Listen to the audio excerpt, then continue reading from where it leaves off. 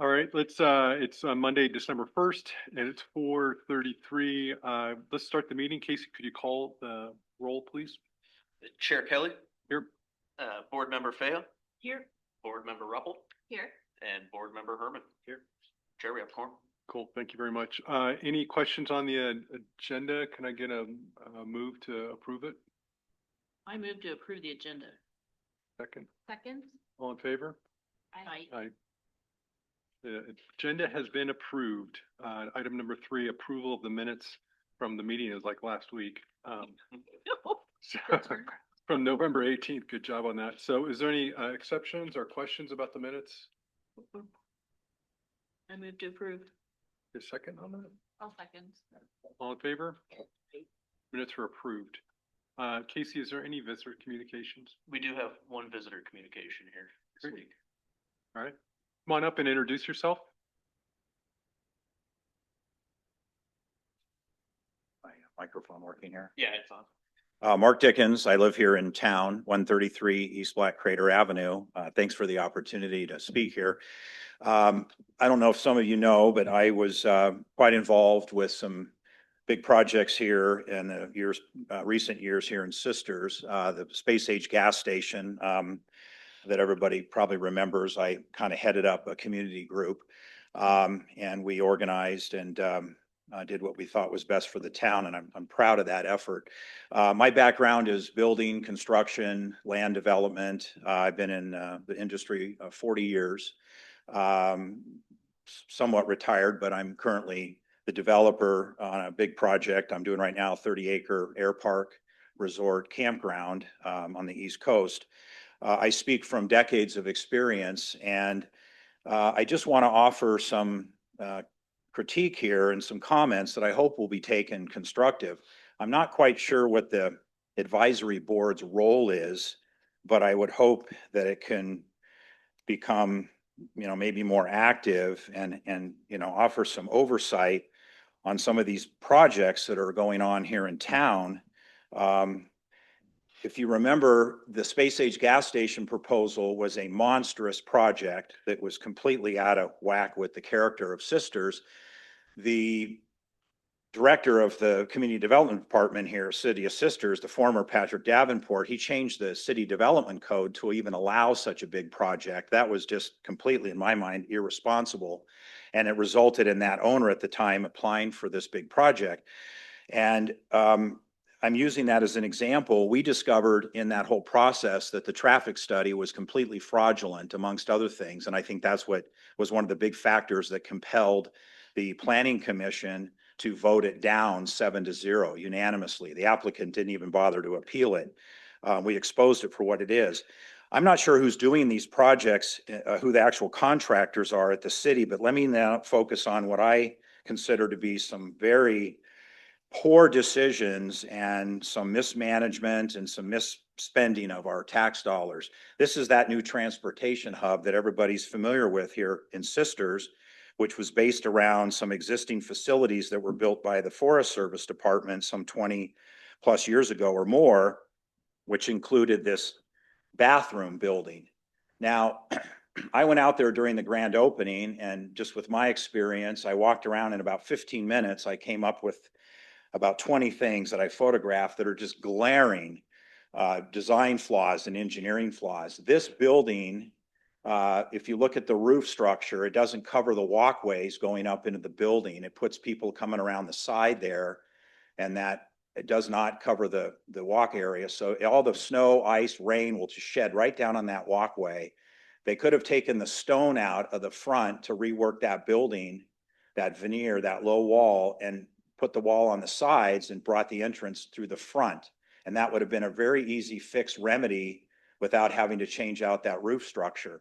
This project, the first phase, is over $1 million of taxpayer money. And I find that just disturbing that they couldn't have corrected this design, flaw to this building.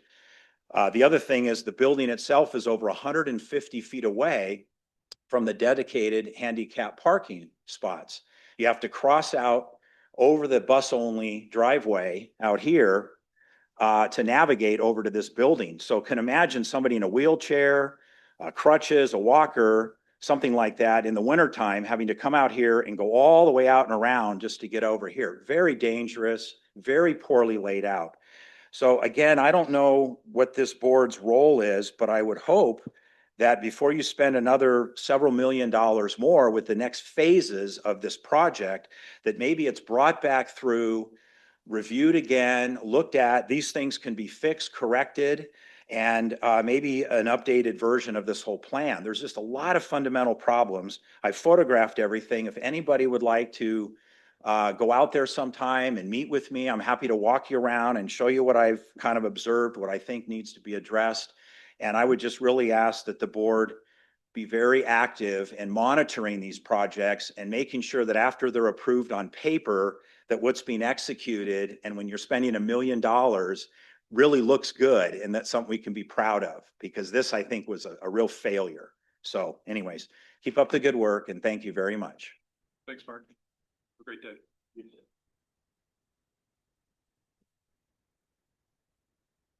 That the only visual communication we have, It right? is, yeah. From that, is there any action we need to take on that? I think that in what we did through our process of actually doing the numerous workshops and exposing what we were going to do out there, we gave a lot of had a lot of time for community input. Sorry he didn't attend any of those workshops. That would have been helpful for. So maybe we get him up. If we do a workshop before the next phase, let's make sure we get him on the list to invite him to it. All right, then with that said, let's jump into the board business. We got two sets of plans we want to go through: the Adams Street streetscape improvements and the Elm Street multi-use path bridge. Hey guys, how you doing today? We're looking up at the screen. We can see it. Would we just want to jump into the presentation on that, Paul, or you want to do a preface on this, or how do you want to move forward with it? I'll do a little preface and some introductions. Okay, great. Yeah, thank you, Chair. So this is our Adams Avenue streetscape project that City Council during their goal setting wanted to make it a priority in the urban renewal agency to execute this project. We had 100% plans finalized back in 2022 after a pretty robust community process to come up with the actual streetscape concept. We had multiple stakeholder meetings. We had a community meeting and several one-on-ones with property owners. And what they came up with is essentially a two scenario streetscape. So the west end, essentially from Pine to First Street, is zoned because we have two different zonings there. That is zoned downtown commercial, and there is residential in that area.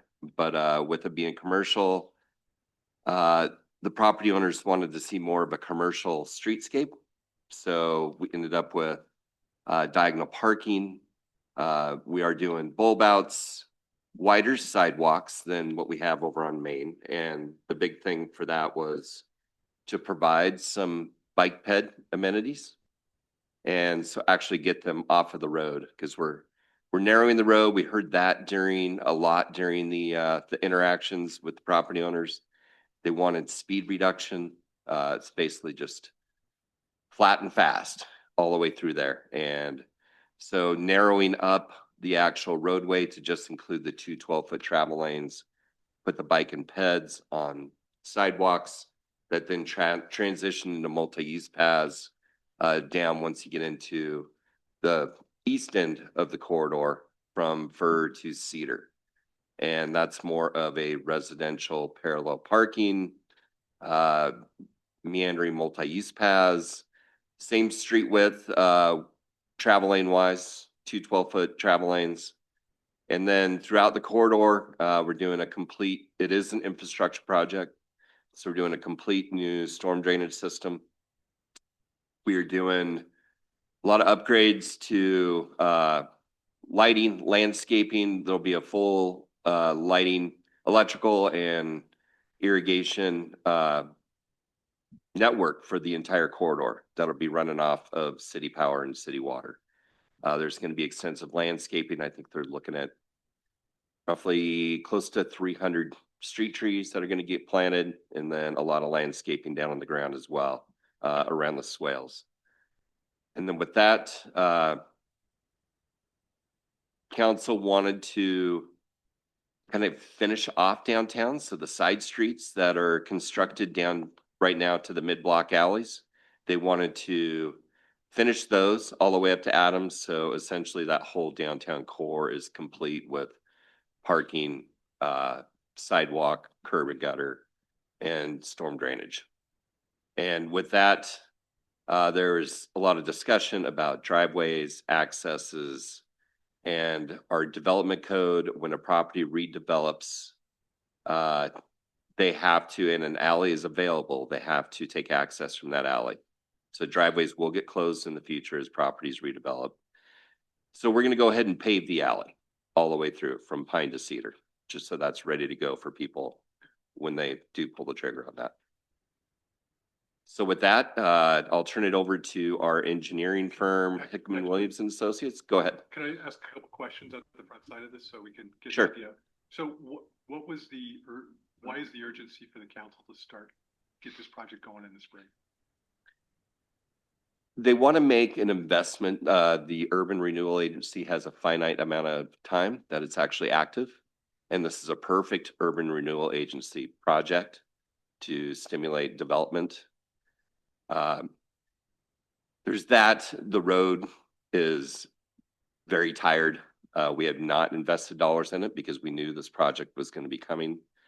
There's a lack of pedestrian connectivity all the way through the corridor. And it's been on the books. We felt like we were entering a more attractive construction cycle, cost-wise, and we feel that's still true. And we actually we had Hickman Williams update the cost estimate from 2022, and it came in about $500,000 less than the 2022 number, which, remember, that was right at the peak of supply issues and construction costs going, inflationary increases going through the roof. So. And on the budget side, I'm always going to ask about budget after Barclay. We're good. 3.5, it looks like the right number for this one. Is the money do we have all the money together for that right now? Through the Urban Renewal Agency, we do. Okay. Yep. Is this a grant or is it a zero interest loan? How is that funded? What's the vehicle? So there will be some debt service through the URA that gets paid from URA taxes. Yep. And hold on, I got a few more questions to ask. Sorry. So one of the things that, and I'm excited about paving the alleyway between the whole way down there, because I know that business owners and homeowners have been whining about paving the alley behind their place when there's doing a renovation on that. So I'm glad we're doing that type of work on there. One is just an overall question on this, and it's probably going to go to the bridge project too. Is I'm an e-bike rider in town, and are we going to? What's the rule for e-bikes on these in-city urban paths? Right now, I mean, obviously, there's not local legislation that either permits them or excludes them. Right now, they're allowed on our trail systems, and on the road. So, yep. But if these are multi-use paths, they would be considered accessible to e-bikes too. Yeah, anything. I mean, we look at anything above 8 feet wide as being a multi-use path. Yeah. Oh, I'm done. I'll have more later on. Okay. So continue on with the introductions. Okay, so we have our two engineers, project manager Sean Passage from Hickman Williams, and Brian Sampson, which is doing more of the busier work with the project. And so, Sean, I will turn it over to you. All right. Thank you, Paul. Thank you, board. My name is Sean Passage. I'm one of the principals here at Hickman Williams and Associates and the project manager for this project. As you heard, this project has quite the history. And so we've been hired on to take on this last leg of just making sure everything's covered. Engineering is designed, completed, and then basically incorporating any last minute changes, comments, revisions, corrections, as well as incorporating any current developments that are occurring along the corridor, such as the Habitat for Humanity along the northeast sector there. We have about 3,300 plus linear feet of corridor improvements, which span from Pine Street to Cedar, and then the connecting streets to the mid alley, as Paul mentioned. We're accounting for the commercial zone, which has about a 5-foot sidewalk and a 4-foot furnishing zone. So that furnishing zone is going to be comprised of tree wells and new street trees. And then we convert over to that shared use path along that eastern sector. We're maintaining that 24-foot drive aisle, so 12-foot travel lanes with those curb extensions. And those curb extensions are really to help mitigate the speed through the corridor. And as well as the speed reduction, they're going to be utilized for the storm remediation. So within those curb extensions, we'll have swales designed out to capture any sort of impervious runoff, but also provide kind of that native landscape treatment as well.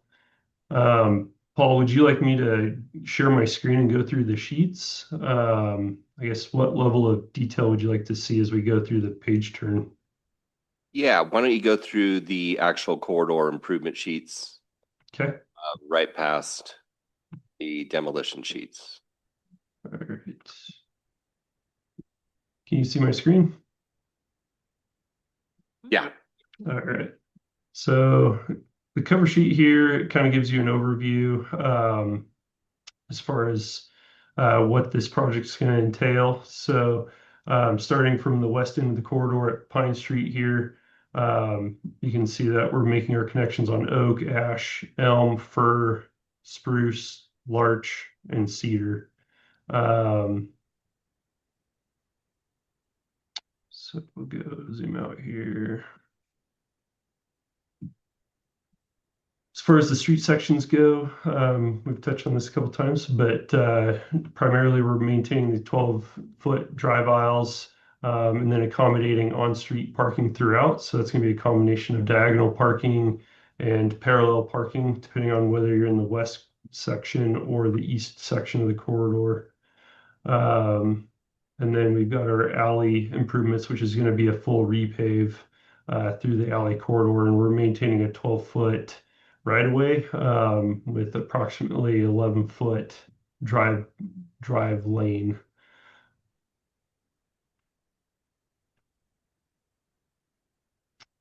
These are just our standard details.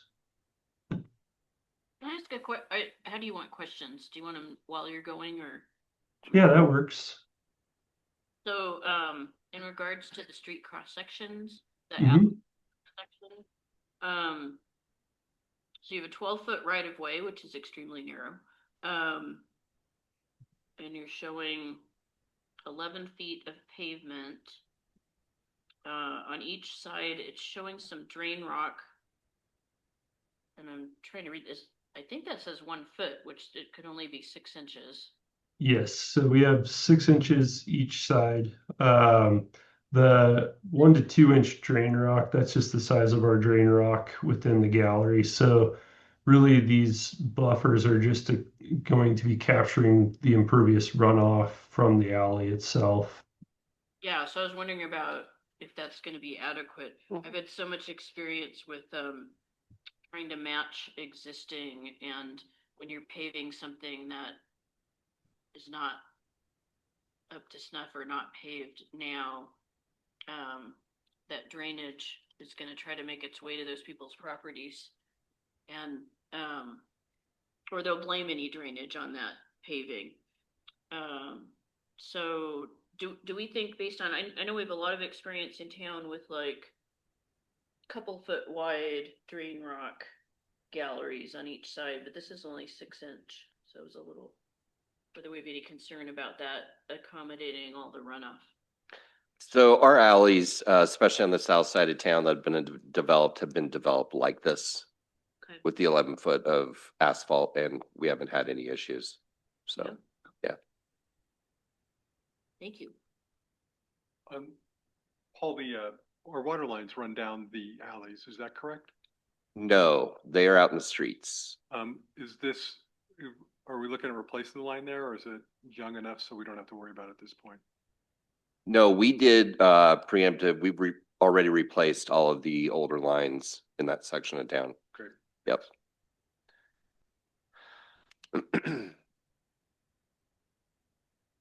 Okay. So part of the corridor, I'll kind of hone in on this detail. So you'll notice in some of the crossings, we're implementing the green striping. This is really kind of hitting home the fact that we have shared use paths that are being shared by not only pedestrians walking and running, but cyclists. So this was kind of a unique crossing striping standard that is, it meets Federal Highway Administration requirements and standards, METCD, design guidelines, but it gives you something unique to the city of Sisters. I do have an example of what that looks like here. Just a picture. So it'd look like this without the bike stencils. So essentially you've got your crossing onto a shared use path, and then you've got your green striping. So it's really indicative of this is a multi-use shared facility. Follow-up question on that. So is this the first that this is being done in Central Oregon? I would say yes. I'm not aware of it being utilized in Bend or Redmond or Prineville. I haven't seen it in La Pine, so I would err on the side of saying yes. I think more a note for outreach is to mention what it is and explain it to folks when the time comes. Because I went and did some Googling to be like, what is this? What's going on? Yeah, absolutely. And as a cyclist myself, I think that's the biggest part of a lot of design is the public outreach piece and just education for the community, especially with new features like this.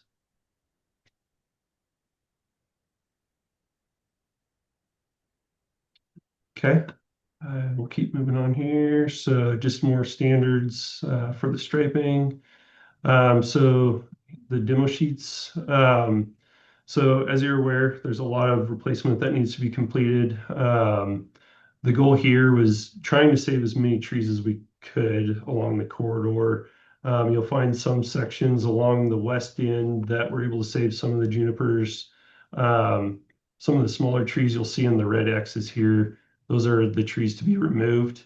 As we get into the proposed plans, you'll see where we've tried either meandering paths or curb lines on, say, Ash Street or Oak Street to save some of those.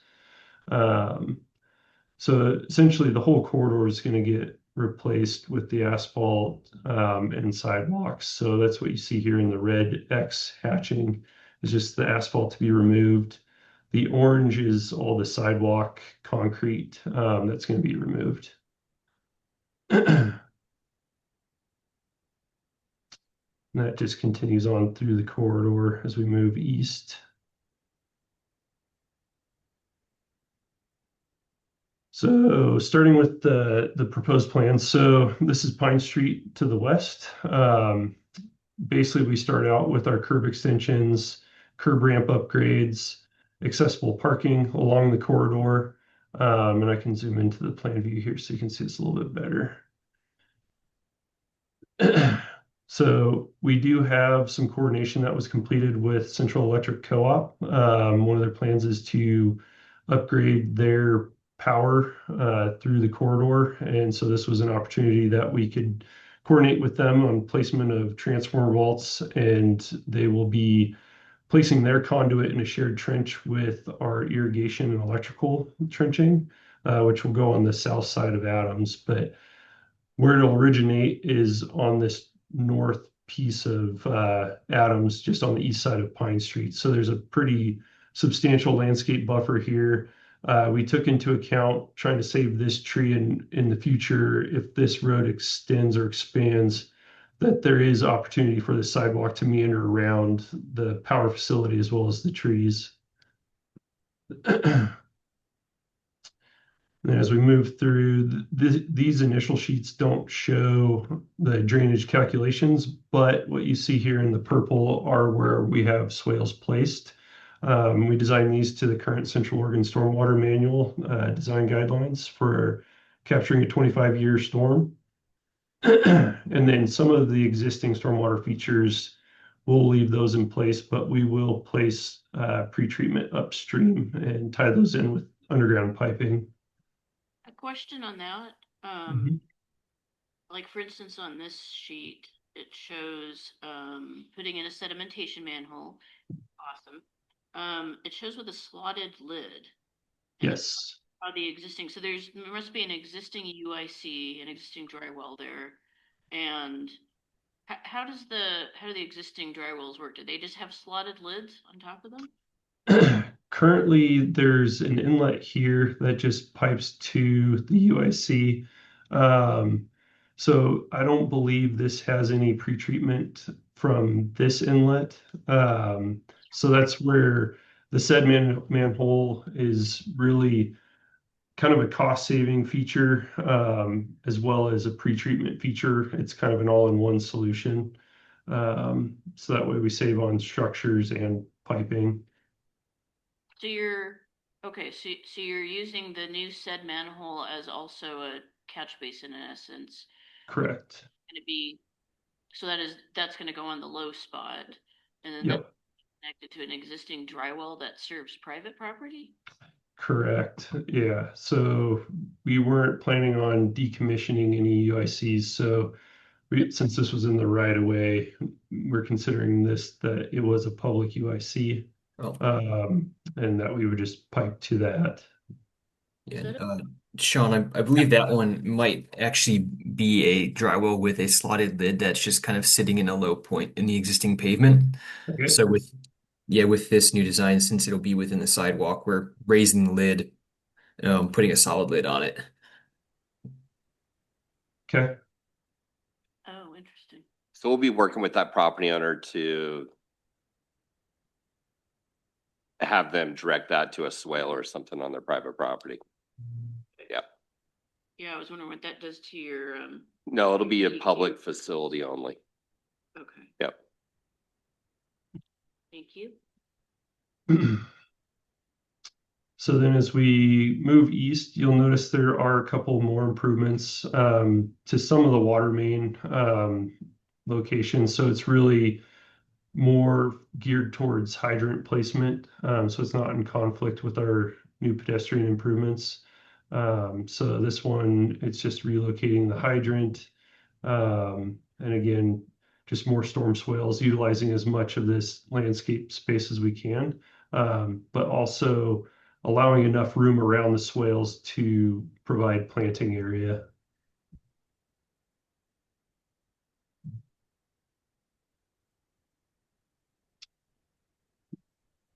So this is continuing over to Ash Street. So similar treatments. The green and the blue laterals that you see here, this is just really moving these cleanouts outside of the sidewalk areas as well as the meter boxes. And then you'll notice that there are street tree grates located along this corridor within that furnishing zone. Each of these driveways are to match up to the current drive aisles and parking lot access points. So those have been accommodated throughout the corridor.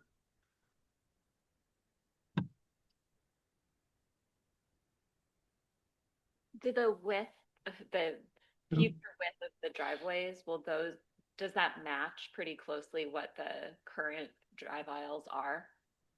Yes, so essentially what you see up here is a topographic survey of just where these drive aisles come in. So we match those to the best of our ability to make sure that there's really no change there. And then we have enough no parking zone in front of those driveways to make sure that we do have site distance accounted for.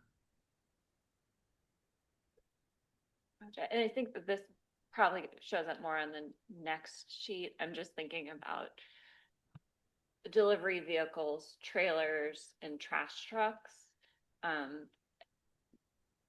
Because where it's level and there's just striping, it makes it easy to make those turns. But I think over by the apartment buildings, there's more of the raised swales. So I'm sort of jumping ahead, but Okay.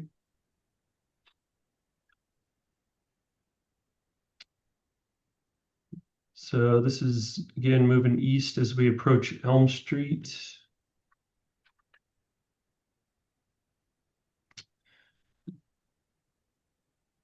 So a lot of the same features that we've discussed on the previous sheets, addressing storm drainage, inputting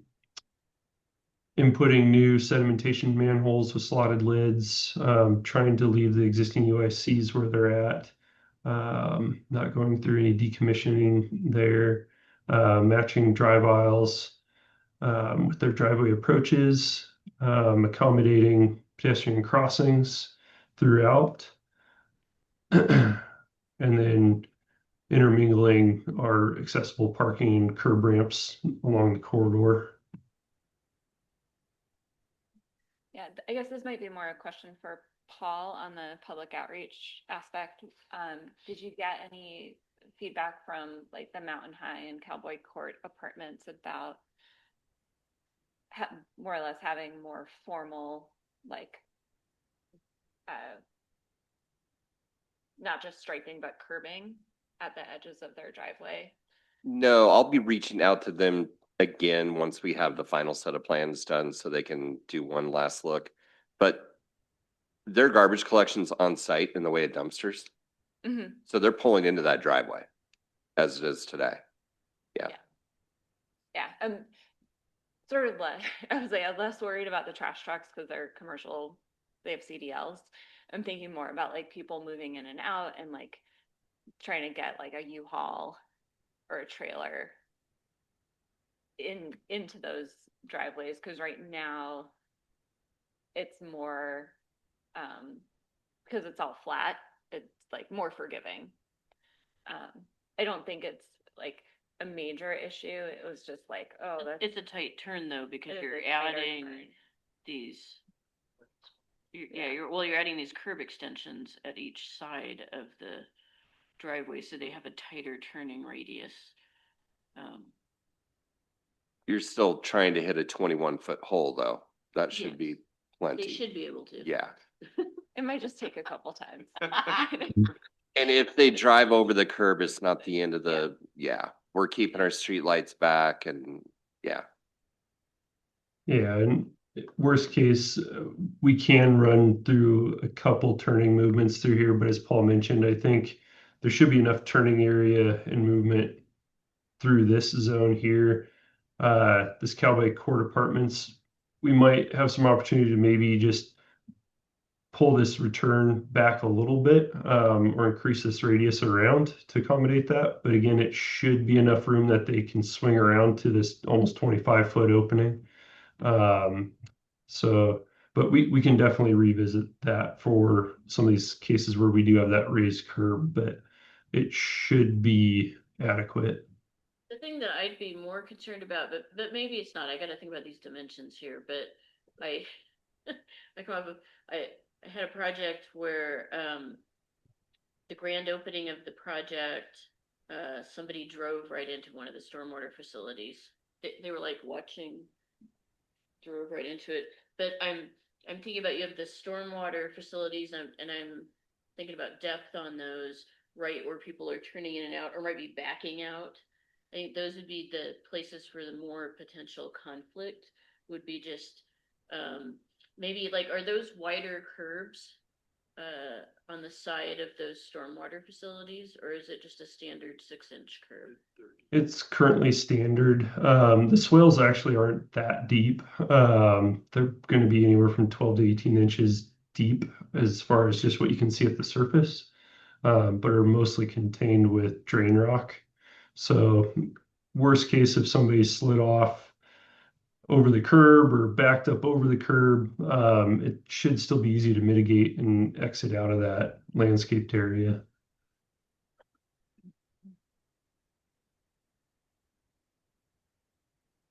The idea with these swales is that's not gonna be a finished rock gallery in the hatch purple areas like you see there. A lot of that stuff's gonna get buried. So Yeah. what we do is we build a stormwater facility underneath with the drain rock and the 18 inches of topsoil below that. And then the top foot, we put in a filter fabric and then topsoil, and leave drain rock where you have curb cuts, and then, basically create a little dry stream bed. And you can see examples of that over on Main. We'll be doing the same thing here. So majority of what you're going to see is landscaping and then that dry stream bed, to where that whole bulb out is essentially drain rock right below that. Okay. So you still have the void ratio, you still have the detention capacity, but it's not set up to where it's just a bunch of big holes. Yeah. Yeah. For people to drive into, yeah. Well, I'm assuming you needed all of these purple areas to meet your drainage calculations. Correct. Yep. And then once we hit First Street, this is where you see that transition between more of that commercial application to more of a residential, with the meandering paths, and no curb line here for the parallel parking, but still accommodating driveway approaches throughout. And so in this area, we're really accounting for just sheet flow coming off the drivable roadway into these roadside swales. And again, they'll be shallow as well.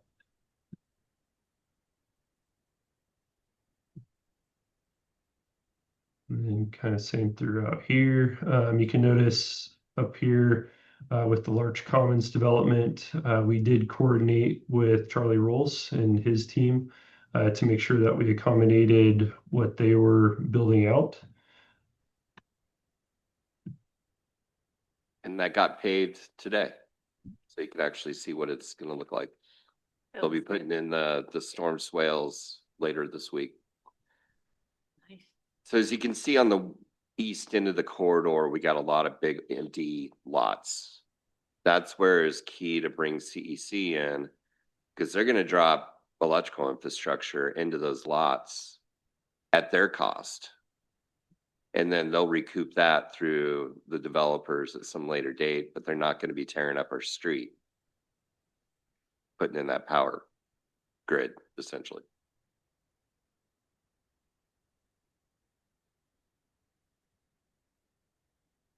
And then as we move through the sheets here, then we start looking at the application on each street connecting to the alley or to the south. So starting with Oak Street, you'll notice some of the meandering sidewalk here. And again, this was coordination with Paul and those property owners along these frontages, and trying to save as many trees as we could. So we're implementing a combination of diagonal parking and parallel parking, as well as the meandered sidewalk into this fully property tight sidewalk with the tree well grates. Then Paul, those will go full block, right? The sidewalks all the way to Main? There'll be continuous sidewalks all the way to Main on all the cross streets. Right. For the majority of them, I think this is the only section here where we were missing a chunk between Main and the mid-block alley that we're having to pick up.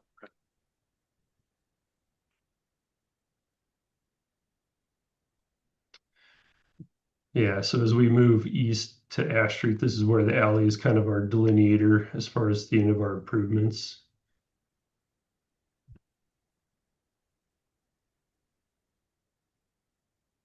And then Elm Street.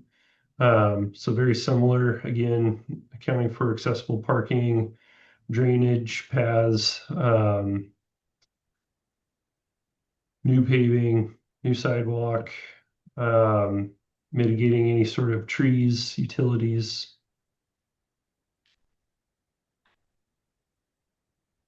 And then First Street, it's not a full pavement improvement along this corridor. And again, we're trying to save this juniper tree, so we ended up removing a few stalls to accommodate this tree here, the best of our ability.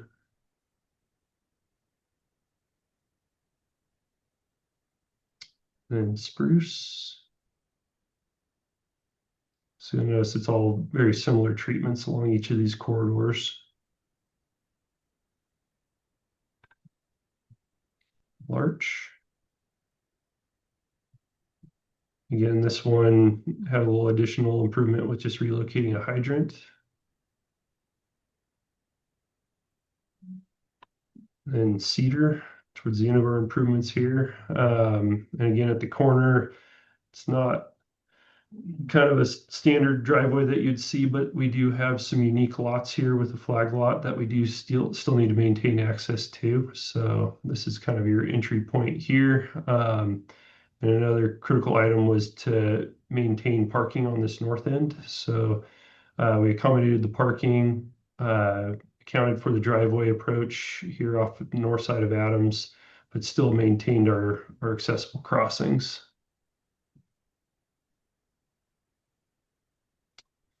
So then that bike path there just goes into the sidewalk there. That's how it continues on. Correct. Yeah, that would be essentially the termination of this shared path.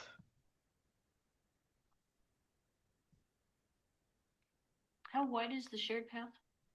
10 feet. Okay.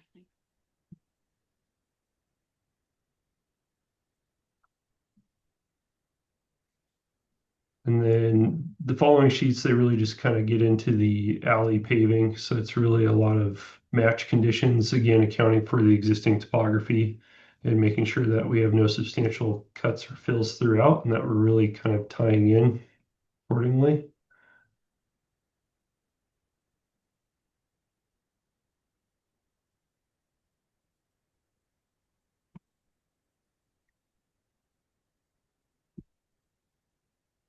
So really not too much going on in the alleys. It's really more of a paving exercise. And then obviously the drainage is accounted for with the rock edge.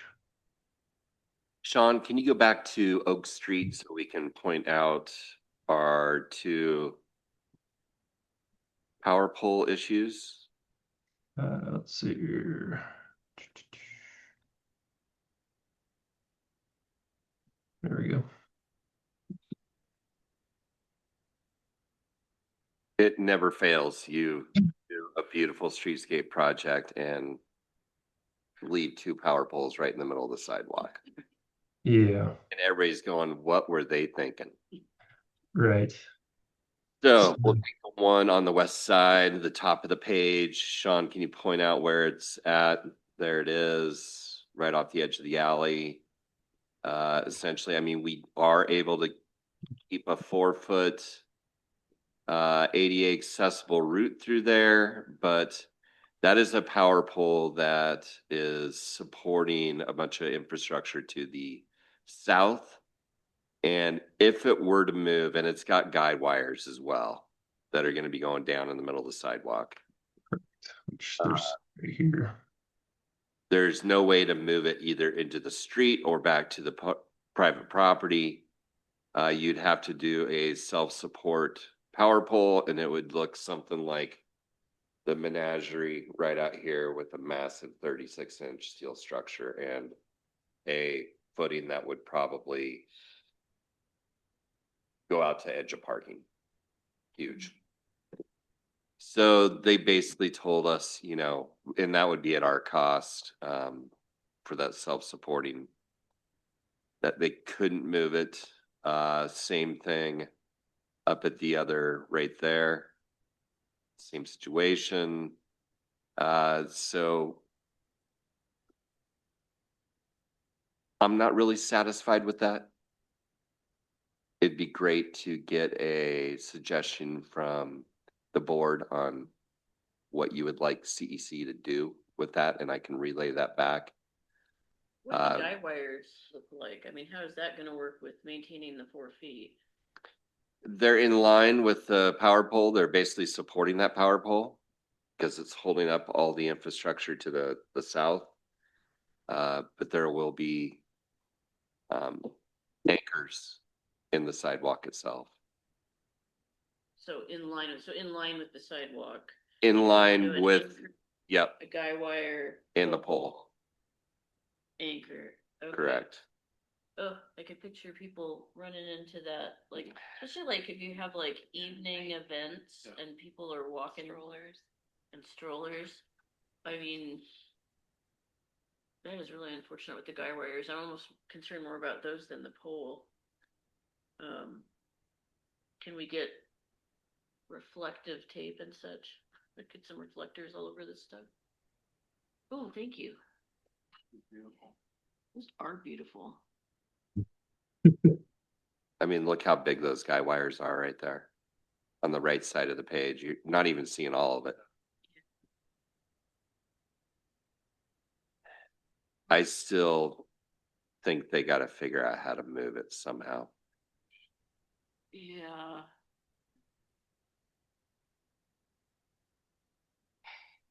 I'm just looking at where the sidewalk ends now. Perfect. Right Where it in ends the now, middle yeah. of the sidewalk. Oh, So it'll continue on. That is just, So, Yeah, so with the design, we were really trying to kind of keep what was there already. So you can kind of see, oops, kind of see where there's this 4-foot buffer behind the existing pole currently, and that's basically what we're trying to emulate here is just maintaining that existing condition. But I agree with Paul, if this could be moved in some fashion, it would definitely make a better experience for the user. that. So what is that location? So that's. I don't know which way's north here. North is Adams, right. to the left is So- Main. And this is the alley right there where that pole is? Yes, Mhm.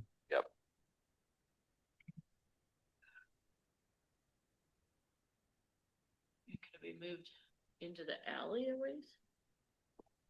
what they told us is it's got to stay in line with the existing power line right there to be able to support it. It's almost like you almost want it over here and then the supporting pole somewhere here, but you still have to deal with the guy anchors somewhere.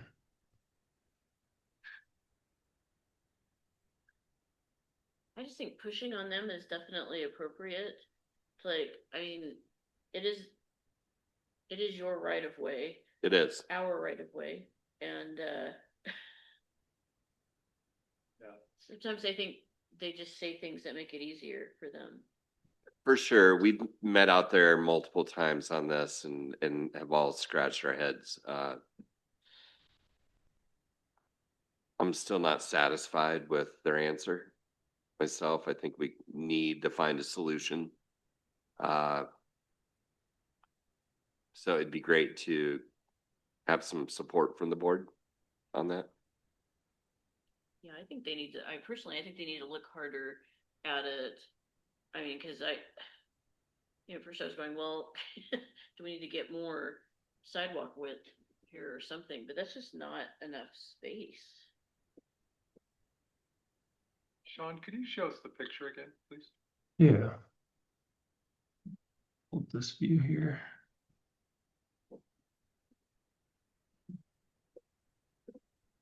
this was 4 feet each direction of sidewalk.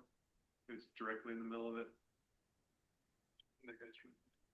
For the new sidewalk, that pole is 4 feet to the east, 4 feet to the west from the edge of the side. Yeah, is it right in the middle? Sean? So this one, as far as the pole on the west side of Oak, we're able to account for the 4 feet on the west side. This outer side is more of a driveway apron, I guess is how I describe it. So this is the nice thing with this pole is it does align with your pedestrian walk behind the pole, and then the furnishing zone is kind of this other delineation here, which is going to be intermingled with tree wells. So if anything, if it moved out over here more, that would get you out of the way. And the swing of this overhead line might be achievable if they can swing it a couple degrees from the pole to the south. So if we could get it further into this furnishing zone, which kind of coincide with the tree well grates, but avoiding the water main, that'd be kind of the key factor there. This one on the east side of Oak, this is one that I think would be easier to push back on CEC to have them push it back towards the alley, since there is no line running north-south off of that. So that is this pole currently. There's a lot of stuff on it, but if they set a new pole a few feet behind it, you should be able to move all this infrastructure over pretty easily. Well, I like the idea. I'm pushing on them a little bit. I am on the more difficult side here. Looking at the drawing, you have a driveway. So you're trying to accommodate where that truck pulls in, plus then on the other side of the pole is the alley. Okay. Yep. I was thinking, Yep. could you make that a location of a Yeah. bull planter or something, and Right. that you'd block that guy's driveway? Right. Can we Yeah. get- So you're kind of accommodating both with this being lowered throughout. Yeah, because that's what I would wonder, like, if there was the ability to put more of a bulb out there, then, could that move over just a little bit? But then you mentioned water line too. Yeah. Yeah. Yeah. There's this water line that runs right through here too. You guys driving under the guide wires to get there? What was that? Where the truck was in the driveway, does he drive under the guy wires? I don't know. I think the guide wires are farther to the north. Yeah. Yeah. So they must have set this pole as a secondary anchor to then extend the guy wires to the ground. So this is more of a support pole. But if you lost a couple of parking spots and just curve around that whole thing and then go back. Where, right there, if you curve. If the sidewalk goes out in the street and then goes back. Yeah. Have you talked to the resident yet about that? Yes, we have. Yep. And that keeping that driveway location is key for them right now. So it seems like the question then of then pulling the pole and maybe the supporting pole Out. into the street a little bit more. And then that's where they were saying we have to keep everything in line. Great. Yeah, just support wise. That makes me frightened about that pole if they really have to say that, like we couldn't move it. Or even put two poles, one on the back of sidewalk, one on the curb line, and have kind of a triangular anchors to it. Something. Yeah. Yeah, which Brian just drafted this really quick. As far as just kind of figuring out where we could try to change some of these angles and where they need anchors and maybe working with them to get an easement of some sort. It's just since this is a driveway, we'd need some sort of zone to drop an anchor somewhere. Okay, well, So, keep that conversation going with CEC and fill you in on how that goes. okay.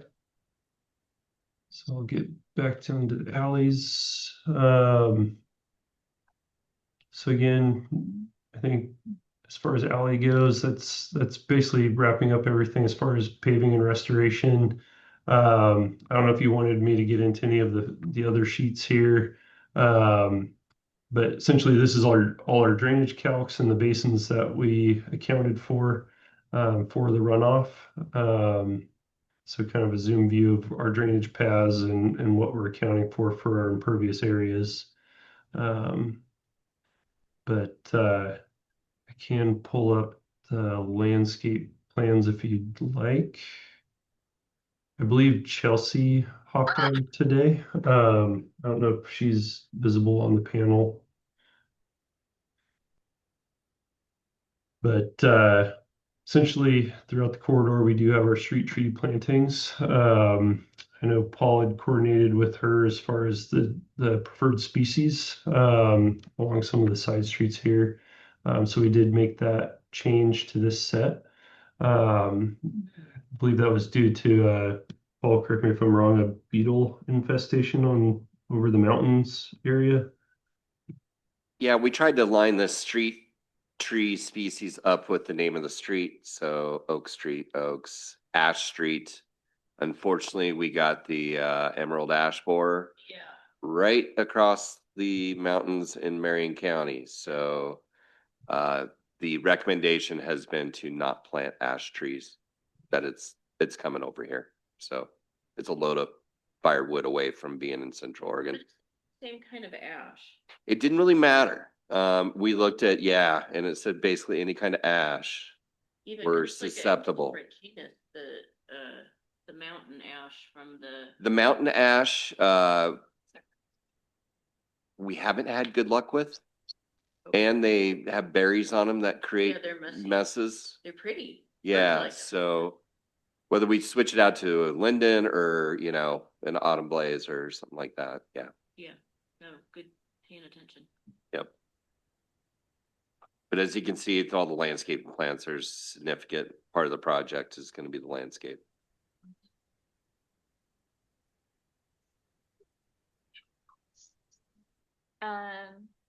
Love the street trees.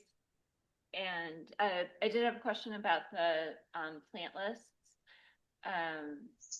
Have they been checked against the new wildfire code in terms of how far certain species should be from buildings?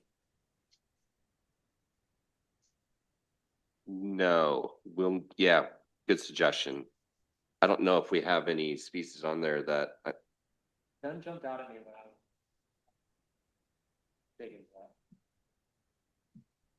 That's a great comment. Yeah, we'll definitely look into that one.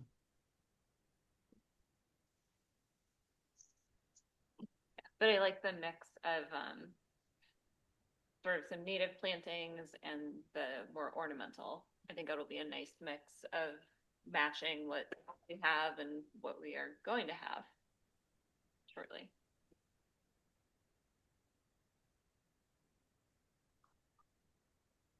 So other than that, I think that really wraps up the majority of the sheets that we have proposed. So I think the only other question I have, which is probably for you, Paul, is this is a project with a whole bunch of matching existing conditions. So the construction administration, is that gonna be these guys? Is that gonna be you? But I imagine there's gonna be a lot of hand holding and field setting of some details. There will be, and we're including enough asphalt in the quantities to do little 4-foot connections across those swales to match up where it makes sense with existing sidewalks going to front doors or paths or so you have that, and then also we'll be working with property owners a lot on plantings, plant species. We know we have someone in the spruce area that's allergic to choke cherries. So we'll be working with them, you know, so yes, that'll be what I get charged with. Yeah. Well, I'm allergic to juniper. Can we remove all those?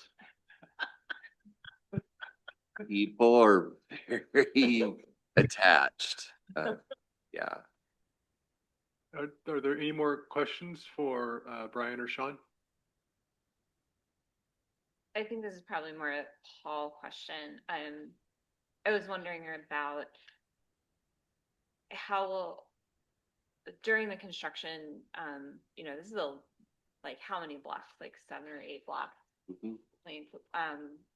What is the like phasing and especially access and parking for homes and businesses gonna look like while this is going on? So we're gonna have to work with the contractor, whoever gets selected, and they're gonna have to keep pedestrian access and drivable access as much as possible. So that's gonna be something that's really gonna have to be well thought out by the contractor on how they stage it. When they go through, are they gonna do a block at a time? Are they gonna do a side of the street at a time? It's, obviously it's gonna be winter/spring, so it'll be less traffic, but we still have to have the accessibility for sure. When are you going to send this out to bid? We're hoping towards, the later part of December. Cool. Yep. And you hope to have it under contract when? Because you're hoping to be done June. Yeah. Yep. So That's quick. yeah, hopefully we got a good winter and we can get in there in February and start doing the demo and get base rock placed and get the piping work done. Crossed. How does the timing on this project sort of match up or not match up with the improvements that'll be over here on Locust? Do you expect they'll be happening at the same time? Pretty close. Yeah, I believe so. And hopefully 2 other projects during the same time. The project at the last meeting, the Camp Polk multi-use path, and then our next agenda item, the Elm Street multi-use path. So What action do you need from us, Jackson or Paul, for the council? we got a laundry list of your questions and concerns. If you have anything else, please email them to us. And we'll be working with Brian and Sean to address those, get it tied back into the plans, and then again, be spending some time with our friends over at CEC as well. When does this go to council? It won't go until contract approval. So council's already approved this design. Okay. And back in 2022. John, you remember that? So with all of those projects going on at the same time, I was thinking about traffic control from a system perspective versus a project perspective, or communicating to the public.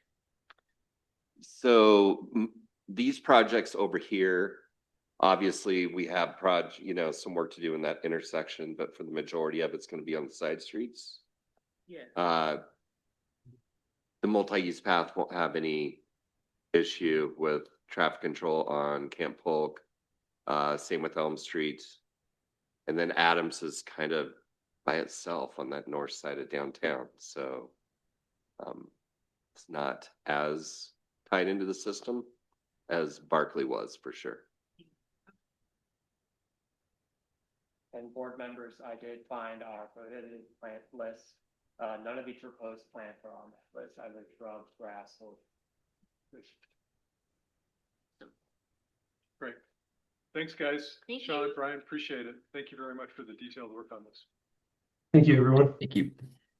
Thanks, Sean. Thanks, Brian. Thank you. We'll talk to you probably tomorrow. Okay, thank you. Have a great night. All right, let's move on to the next agenda topic, which is the Elm Street multi-use path bridge. Paul, you want to give us some background on this? You bet. So the Elm Street multi-use path, you've seen the 30% design at least once. A big part of this project is actually the pedestrian bridge going over White Shoes Creek. which is a 60-foot single span bridge, 8 feet wide. We are looking to do a metal fabricated bridge with a 4-inch by 12-inch wood decking across it.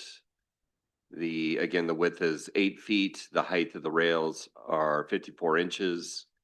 It is the same bridge that is upstream of town on the main line road, the Brooks Scanlon Road. Although that bridge has a little higher railings on the sides.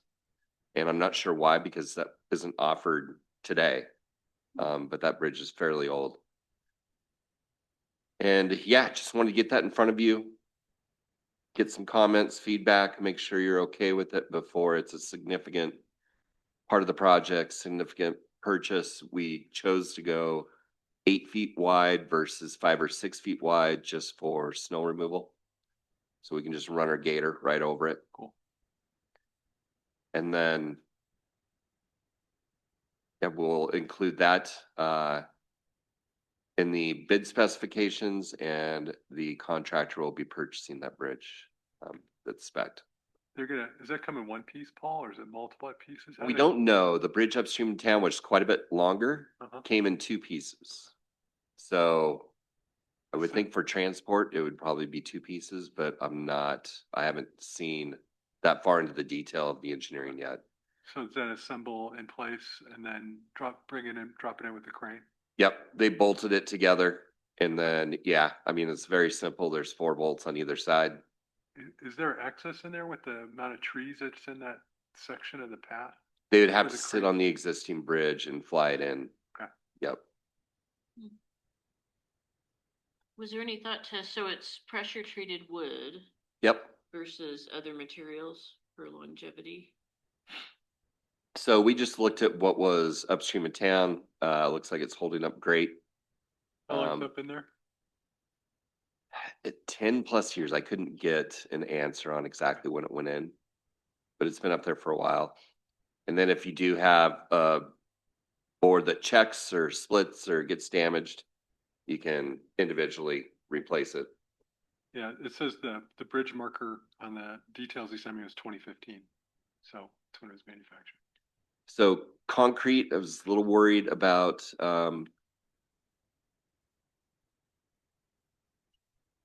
just frost, heaving, being over the creek like that, expansion, contraction, cracking, degrading over time without pouring, a thick deck of concrete on it. Oh yeah, I wouldn't think concrete. I would have thought some type of metal grating or some sort of plastic product. Like a Trex type Mhm. material. Yeah. Yeah. Yeah, we feel comfortable with the product. It'll hold up fine. No, I like the bridge. I mean, I've ridden that bridge a bunch of times on my bike. I hate the approach to it with the big boulders right in front of it. And it's like, and then you have to like jump it up, and it's like really slicey. But I know we're going to do it a much different way than that. So Yep. Yeah, and it's definitely like it's a great bridge for all seasons. And the pressure treated surface doesn't get icy like Trex planking does. And I'm really glad to hear that it'll be 8 feet wide, so there can be snow removal. Yeah. Because it is a more shady location there than where the outside of town bridge is. I guess less about the bridge and more about observations of the bridge outside of town is having more illegal dirt bike use. And so I think that might be something to consider for our in-town bridge is, we want bikes and pedestrians to go across it, but not open the door to like dirt bikes running through town. So less a design, like, the bridge is what it is, but how do we encourage the uses we want and discourage the uses we don't want?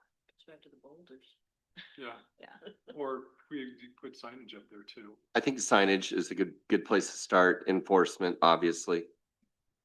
There is another bridge for them to go across where the one upstream of town, it is the only bridge. So I think, you know, having the option there, and you got to kind of go out of your way a little bit to get on that path too. So, yeah. But we'll just have to monitor that Mhm. as, Yeah. I'm not going to say it's not going to happen because it probably will. Well, I'm worried about Christmas and all the parents getting their kids those big, powerful e-bikes for Christmas. The zoo in town with all those bikes around. Merry Christmas. Go kill yourself. Any other questions on the bridge? Great. Yeah, I think this is exciting. So Great. they're going to be doing the path and the bridge before end of spring. Yeah, that's our hope. Yep. It will depend on the lead time on getting this bridge. That's going to really drive the schedule. On the cost of the bridge, any tariff issues or cost overrun issues that we anticipate on that? Eric, our engineer, had a pretty conservative budget number of the 148,000. We got the final ship delivered number that you guys saw of right about 90,000. So we were pretty happy to see that. Has this been gone to council yet for approval, or is this part of has been approved by council already? No, council, unless Jordan wants him to see this, we'll just move forward with your guys' recommendation. Do you want a motion on this, Paul, or just? That'd be great. We have a motion to move forward with the new bridge and cross White's Creek. Sure, I'll make that motion. Okay. Second. All in favor? Aye. Great, thank you. Cool. Any board member comments? Is Sarah on the line? No. Sarah is on the line. I think she's in the attendee list.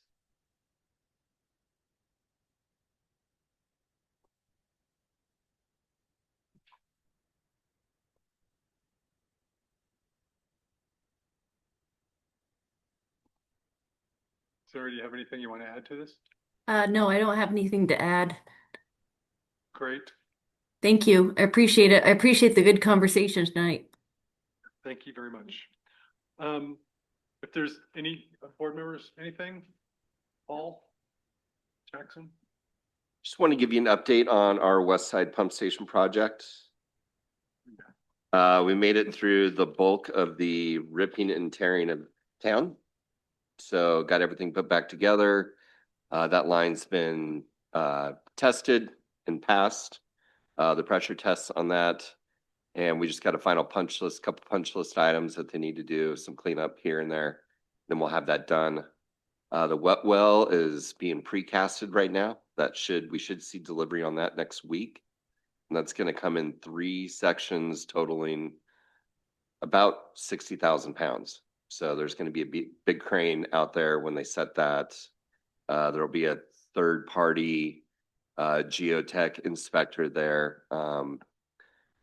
Also third party concrete inspector, because there will be a floor that has to get poured in there. So there'll be a lot of rebar in with that, as well as a lid. So keeping our fingers crossed on weather. That's going to start going in, and then they'll get the vaults in, and then they can start going vertical. So, and it's not that big of a building. So if they need to tent it for heat to do the CMU work, they can do that, and then get a roof on it and move inside and get some heat in there and start putting equipment in. So been dealing with a lot of product submittals. We're probably in the neighborhood of 50 product submittals at this point, with a bunch of RFIs as well. Working through that with suppliers, the engineers, which are great. And the contractor, he's been really responsive. So it's been a good project so far. It took a little bit longer than what we wanted to get the force main in. That was complicated, just working through all the utilities, because you got to make sure you got separation on your water and other utilities in there. So having to go basically under everything kept the line quite a bit deeper all the way through there. Of course, we hit the biggest boulder in the project, right in the middle of Elm Street. That's always nice. And then the bore went amazingly well. Didn't start out that way. Made me nervous. They got everything set up, got the drill set up, and made it 5 feet and hit a boulder.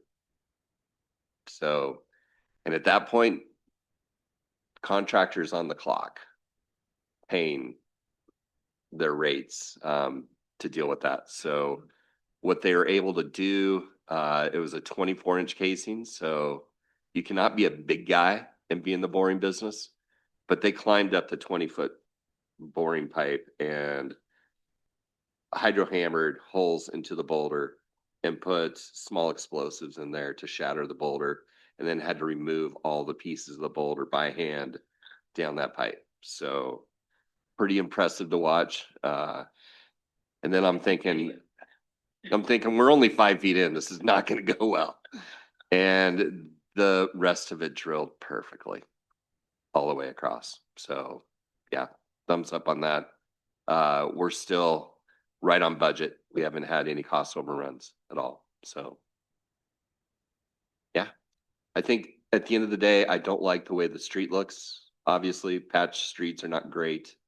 So I'm going to work with Jackson and put that probably on a chip seal list for the spring to get that sealed back up. Yep. Get it looking better. It'll be a year or two earlier than what it was originally planned, but yeah, it'll look and function much better, I think, as a sealed street. I really want the video of the crawling in the 24-inch casing and. They wouldn't let me video it for what reason? Yeah, pretty amazing. Yep. Good stuff.